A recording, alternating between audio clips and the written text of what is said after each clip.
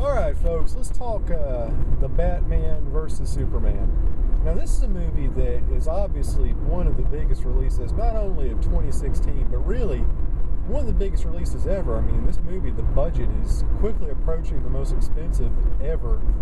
And, judging from all the hype behind it, it's probably going to be one of the biggest earning movies ever. It's going to make Avengers money.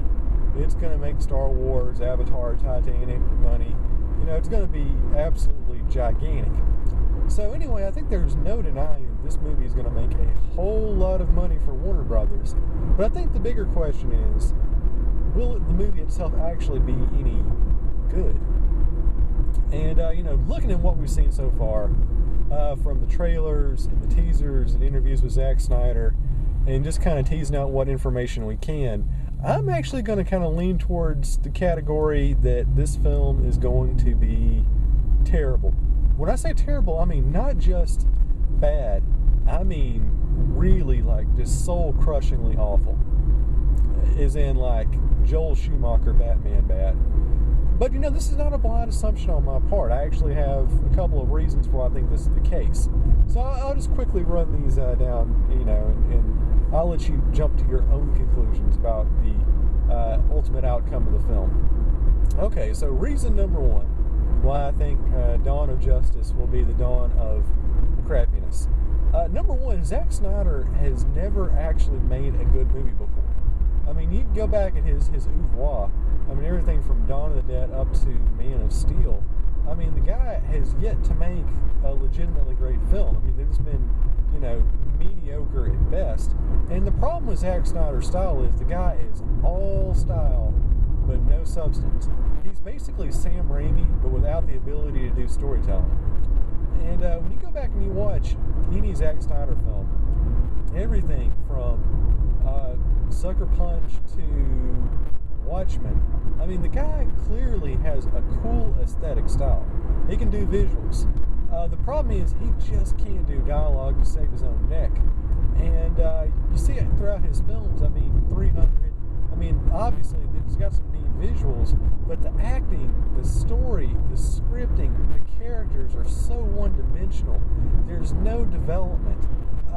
Just looking at the characters, they just come off as just like these one-sided, this is sort of one emotional cartoon characters. They don't have a sense of depth or a sense of humanity or pathos. They just feel very wooden. They feel as if they're just actors playing characters. And that's really sort of a negative thing when you're making a ensemble superhero film where you really got to go out of your way to give these people a distinct sense of personality, which obviously has never been Snyder's forte. So, as far as actually making a good story out of it, just looking at Snyder's, general filmography, he's just not there. He's basically a glorified music video director. The guy can do some great montages. If you just made Batman vs Superman a completely silent film and just did nothing but have really cool images and fights and explosions and stuff going on, and you had, a really great rocking soundtrack, I mean, it might be a good film. But the fact that you have to actually have a story in there, well, that is definitely going to be detrimental to Snyder's approach.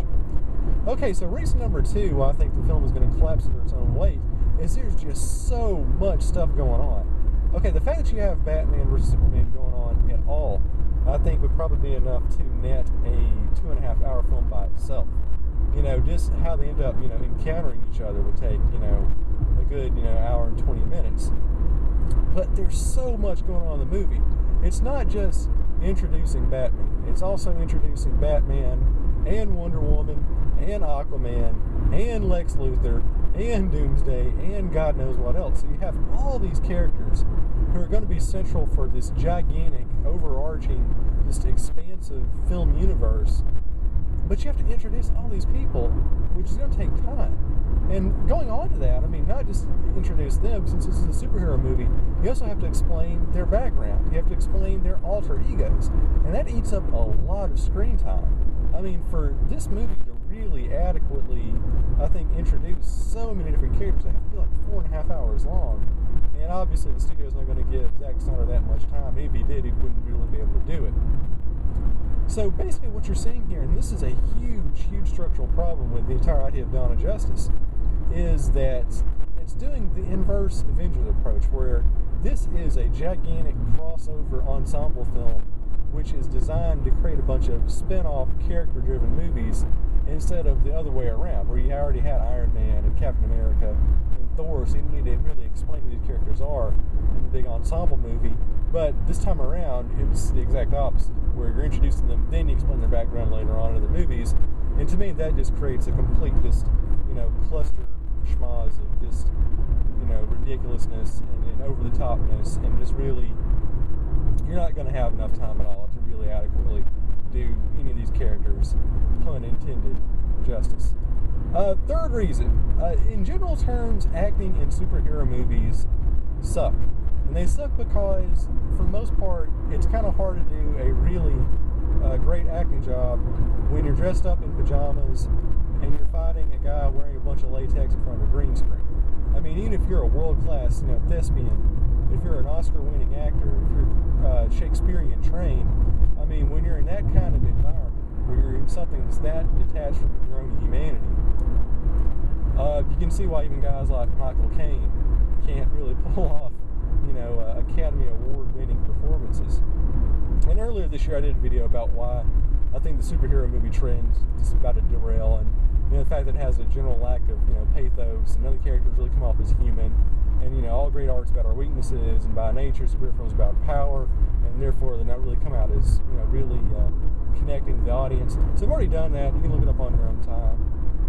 But the acting, like I said, has never really been that good because the actors themselves really don't have anything human to go into when making the film. They don't really get to play people and explore their characters and psyches, and they just kind of come off as one-dimensional. And looking at the casting for this movie in particular, the guy playing Superman, he's just playing a one-dimensional character. Ben Affleck, I think he's a solid actor overall, but the problem with him is he's just way too much of an everyman. Whenever I see Ben Affleck in a movie, I don't think superhero or, wealthy one-percenter with a mental disorder beating up clowns. I think a guy at a Red Sox game. I mean, that's who he comes off to, and that's what he looks like in the trailers we've seen thus far. Wonder Woman, I don't even know. She just looks Xena to me. But I think the thing that's going to not just really hurt this movie, but hurt the entire DC universe, is having Jesse Eisenberg as Lex Luthor. I mean, just watching him in the trailers, he is just so out of his element. I mean, the fact that you have basically Michael Cera playing Lex Luthor, who's supposed to be like the most cerebral, daunting, terrifying villain in the entire DC universe, and he just comes off as just like this whiny, like 20-year-old dingbat. Not really working for me. I mean, I think that is just an absolutely just catastrophic acting choice there. That's just really going to really take people out of the movie. He just comes off as just so annoying and so whiny and such a pipsqueak that you can't take the guy seriously. And if you're going to have this guy as the cornerstone of the entire, DC universe, as the central villain, woo, the rest of these movies are going to be hampered something fierce. Moving along, the thing about superhero movies, even with the really, really good ones, the Donner Superman flicks, Burton's Batman, The Dark Knight, especially Spider-Man 2, even the ones that were really, really, really above grade, I mean, they still had their own aura of ridiculousness. I mean, as much as movies try to be all dark and grim and realistic, the Nolan effect, the fact of the matter is, they're absurd. I don't care how much, war on terrorism and NSA spying, commentary you throw in there. A film about JFK Jr. in bondage gear using NASA technology stole with stockholders' money to fight a jester guerrilla warrior, it's ridiculous. It's fundamentally absurd. You can't make a serious motion picture with that as the premise. And I think with Zack Snyder, just looking at this film, we have the protesters a la the Westboro Baptist Church holding up Go Back to Krypton, and you're seeing all of this just heavy-handed messianic imagery with Superman and Batman. It just comes off as just incredibly heavy-handed and ham-fisted. And it's one of those things where you really want to make a sort of bizarre political statement about military power and government power and the power of the bureaucracy and maybe the power of, scientific testing. I don't really know what's kind of going on here, everything that they're throwing out. But the fact of the matter is, when you have guys with X-ray vision fighting gigantic troll caves from Lord of the Rings, and then you have Xena show up with a sword and fight them, while a guy dressed up like a bat in leather S&M gear runs over things in James Bond car.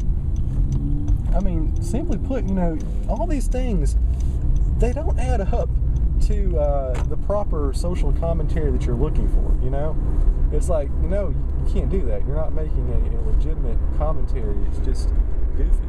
There's no other way around it. It's not solid political statements or philosophical statements. And that's just a general problem in the superhero genre. It just takes itself way too seriously, despite the fact everybody's dressed up like a bunch of goofballs and all the acting is just completely just cartoony and melodramatic and nowhere near as insightful and politically relevant and conscious as filmmakers imagine. Which brings us to the last and the big reason why I think the movie's going to fail is that, the fact of the matter is this movie is not designed to be quality entertainment. It just isn't, because the idea of having Batman vs Superman, it's completely critic-proof. It's actually plot-proof. You don't even need a story. The fact that it's Batman vs Superman fighting each other, and you got all these other guys going on, you got Doomsday and Wonder Woman, and probably Darkseid coming out somewhere.